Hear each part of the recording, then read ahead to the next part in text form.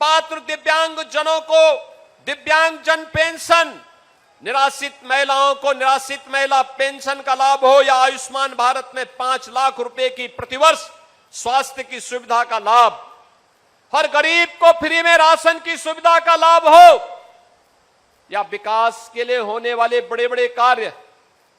कोई सोचता था गोंडा में मेडिकल कॉलेज बनेगा? मेडिकल कॉलेज गोंडा के लिए एक सपना था, सपना आज साकार हुआ है। गोंडा के पास अपना मेडिकल कॉलेज है।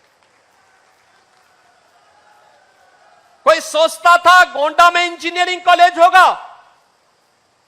आज गोंडा के पास अपना इंजीनियरिंग कॉलेज है, एग्रीकल्चर कॉलेज है, कंपोजिट विद्यालय का निर्माण हो रहा है, हॉस्पिटल्स के निर्माण हो रहे हैं, और जहां जहां पे आपके द्वारा चुने गए सांसद और विधायकों ने प्रस्ताव भेजा कि हमें पुल चाहिए, पुलिया चाहिए, सड़क चाहिए, मंदिर का सुंदरीकरण का कार्य चाहिए, आवागमन के लिए 4 लेन, 6 लेन, 2 लेन की सड़क चाहिए, हमने सब एक साथ स्वीकृत करके कहा कि आप लेके जाइए, विकास कराइए, जनता जनार्दन को सुविधा होनी चाहिए।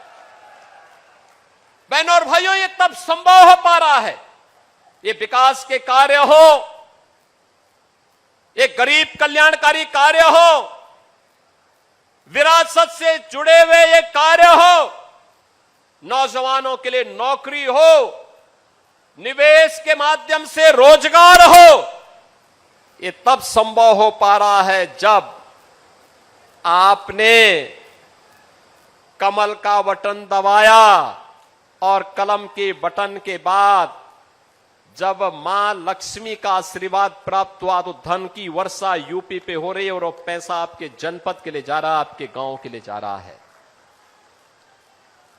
अच्छी सरकार चुनोगे, अच्छे परिणाम आएंगे।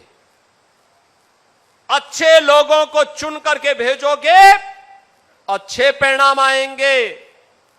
गलत लोगों को चुनोगे तो उसका खामियाजा से भी कोई वंचित नहीं कर पाएगा।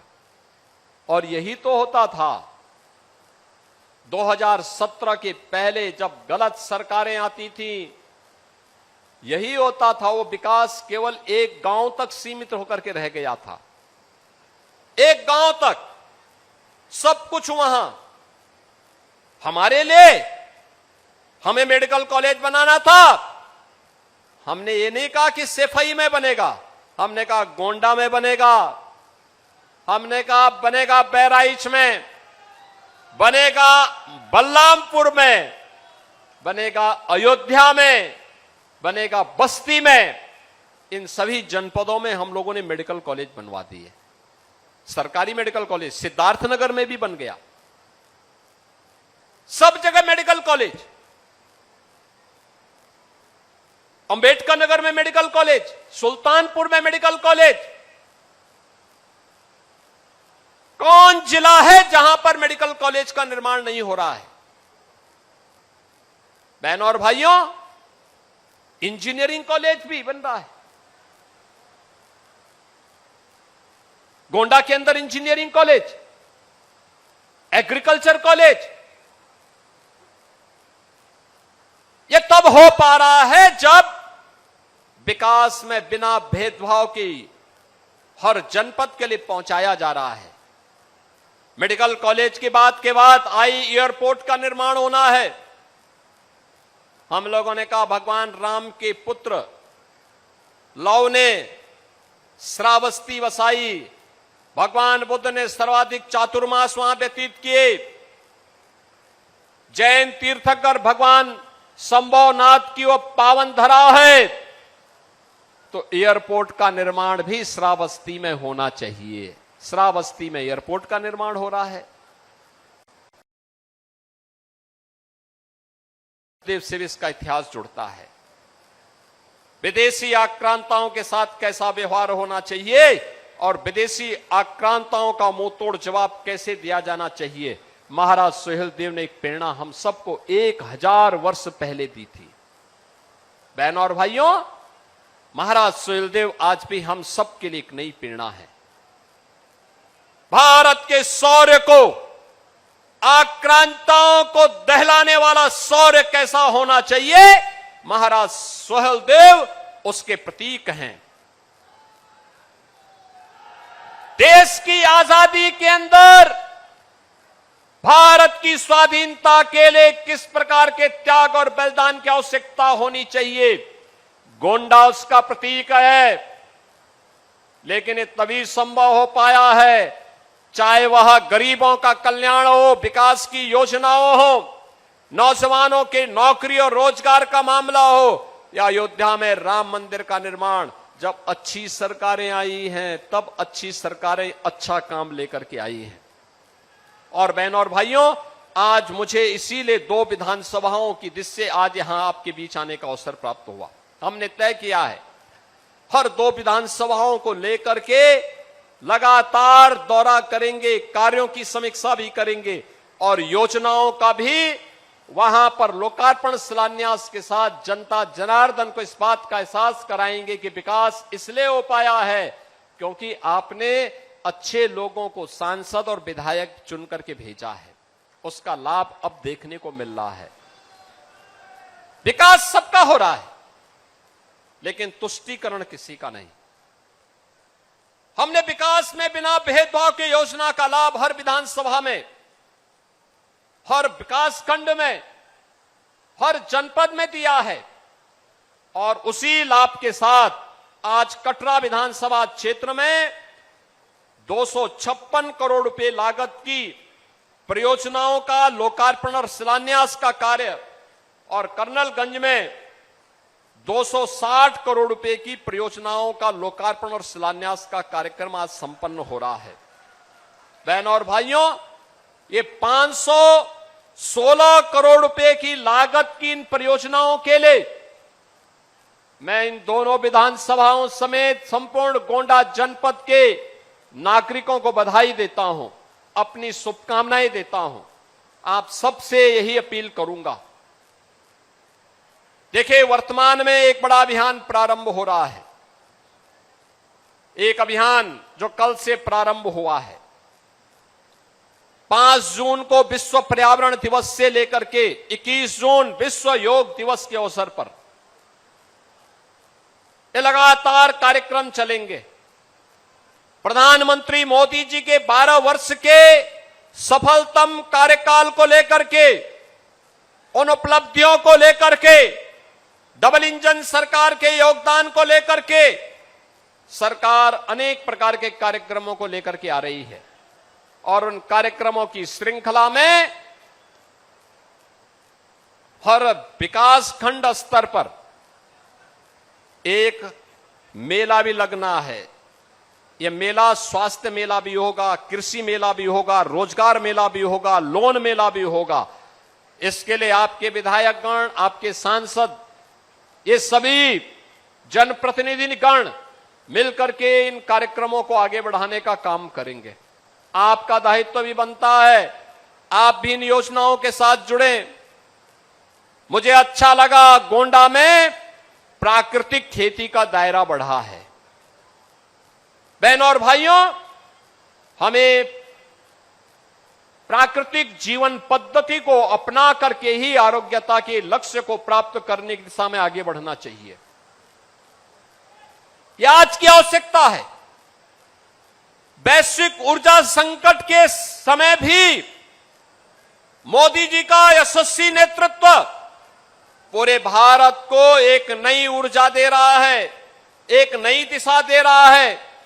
उन चुनौतियों से जूझने के लिए हम सबके मन में एक नया उत्साह पैदा कर रहा है।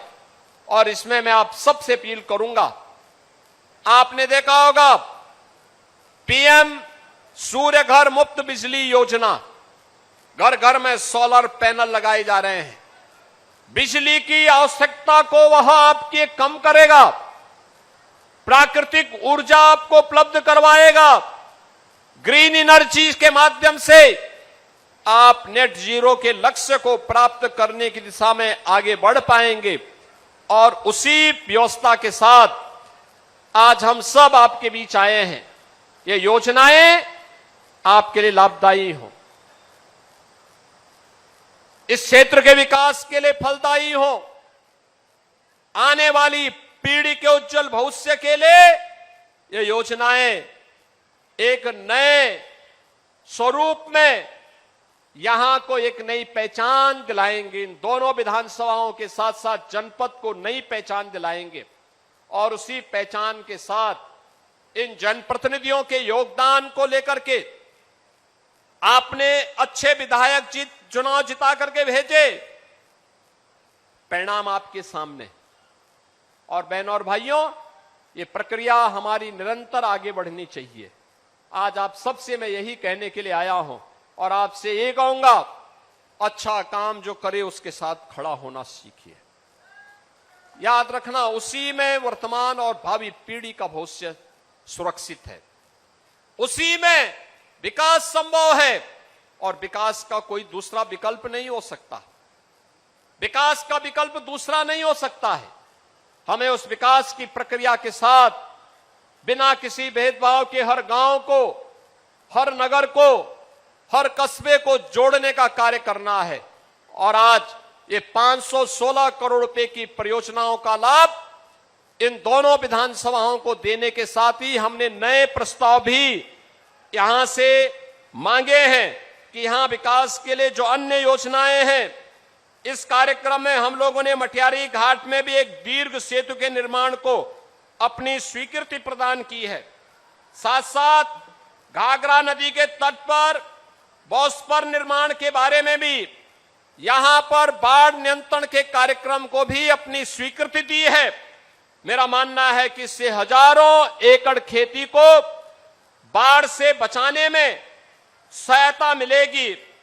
तो टेढ़ी नदी पर भी नए सेतु के निर्माण की मांग जो वर्षों से लंबित थी, उस मांग के पूरा होने का लाभ भी इस पूरे क्षेत्र को उपलब्ध होगा। रमापुर में पशु चिकित्सालय का निर्माण और राजकीय ITI कर्नलगंज में आधुनिक कार्यशाला का निर्माण नौजवानों के लिए आज के अनुरूप नए रोजगार के सृजन में यह मदद करेगा।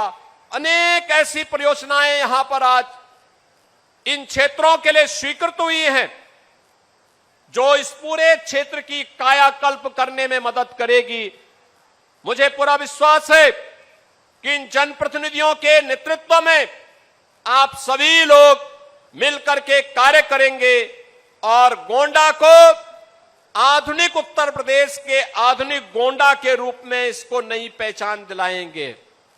बहनों और भाइयों, जब मैं गोंडा की बात करता हूं, याद करिए 2017 में देश का सबसे गंदे शहर के रूप में किसी शहर की चर्चा हुई थी तो गोंडा की चर्चा हुई थी।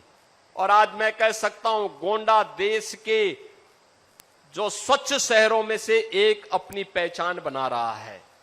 ये होती है, गलत सरकारें चुनते हैं तो गलत कार्य होते हैं, परिणाम भी गलत आता है। अच्छी सरकार चुनते हैं, अच्छे परिणाम आते हैं। अब गोंडा गंदा नहीं है, अस्वच्छ नहीं है, अब तो गोंडा स्वच्छ भी है और विकास की गति में एक नई रफ्तार के साथ आगे बढ़ रहा है, एक नई पहचान के साथ आगे बढ़ रहा है। इस विश्वास के साथ आप सबको मैं इन योजनाओं की हृदय से बधाई देता हूं, अपनी शुभकामनाएं देता हूं, अपनी वाणी को देता हूं विराम। जय जय श्री राम, जय जय श्री राम।